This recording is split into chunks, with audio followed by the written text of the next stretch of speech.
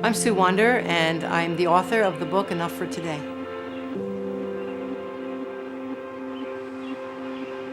I come from a large family. I have 8 brothers and a sister. I was always a follower of God. I always knew that God was, and that He had my back, and that I was His child. I learned that not only in church, but I learned it from my parents. My husband and I both grew up down here. He grew up in Cape May and I grew up in Avalon, but we had never known each other until we met at special services where I teach. We just became really good friends, and married probably a year and a half after that. Roughly a year and a half later, we had Robbie, and 4 years after that, we had my daughter Haley. My son Robbie loves art and music, and he loves the outdoors. When he was young, he spent a lot of days out on the waves surfing and riding his quad out in the woods, and he was just very physically active until he turned 16. It was a regular summer day like any other. He was supposed to be going to work, but he didn't go to work that day because it was his girlfriend's birthday and he had promised her some time together. So they went down the corner to swim at a friend's pool and to have some time together with some other friends. They were just jumping in, diving in, being goofy 16-year-old boys, you know, that are invincible. And he ran across the deck and slipped a little bit before he dove in, so he missed the deep end by a couple of inches and fell short and hit his head on the bottom, the shallow end. 2 of his buddies were banging at my back door saying, "Come quick, Robbie's hurt, bad." There was an ambulance and there were fire engines and all kinds of people around, and they were putting him on a stretcher and loading him into an ambulance. When we got to the hospital in Atlantic City, he came into a back door in the trauma unit, and the people came and they just took him. And that was really hard because I didn't know, what was gonna happen. They just took him.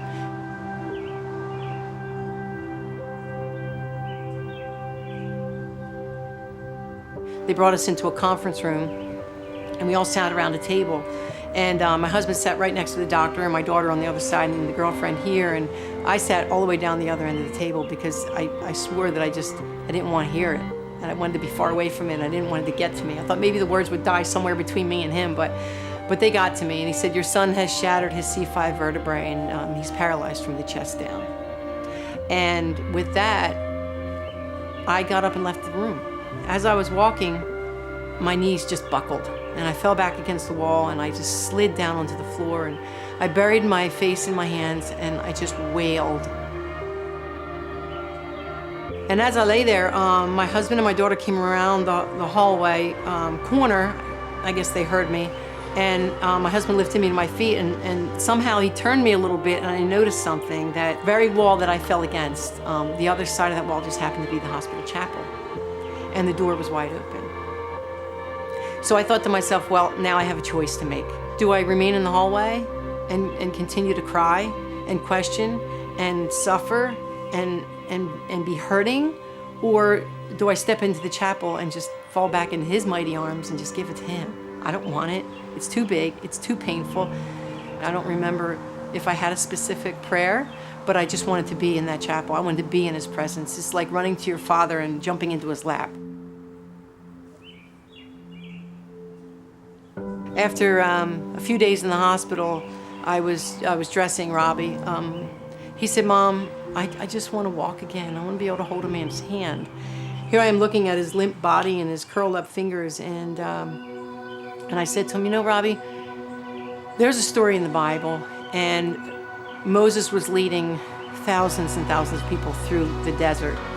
They were getting frustrated, they were feeling forgotten, they were hungry, and God said to Moses, "Tell the people that I will rain down bread from heaven for them, but to tell them only take enough for today." In other words, don't store it up, and I promise I will rain it down again tomorrow. So I said to Robbie, and that's a pretty cool story, so why don't we just ask for enough for today and see what happens, and trust that God will take care of tomorrow. So for today, let's just hope that you can get up into the wheelchair, because every time since we got there, every time we sat him up in the wheelchair, he'd pass out. And he said, "Okay, fine." Well, don't you know, that was the first time we got him up in the wheelchair that day. And we had gotten enough for today. And I reminded him of that. And so I said, when morning comes, we're going to ask for enough for tomorrow. After just a couple of days in the hospital, people were asking a lot of questions. A friend of mine had set up a Caring Bridge site where you can post, keeping everybody informed of Robbie's health and his progress. As time went on, it became more reflective on my part, because I am at heart a writer, and I had a lot to think about. I had a lot to get out of me onto the page as well. So not even contemplating who I was speaking to, I was just writing my experience, and people were sharing it with me.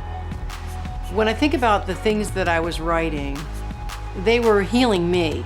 So I'm not afraid to say I was writing for selfish purposes, first of all. And I was sharing how this whole journey was affecting me, my family, my son. And later, I've run into many people where something that I posted had such an impact on them.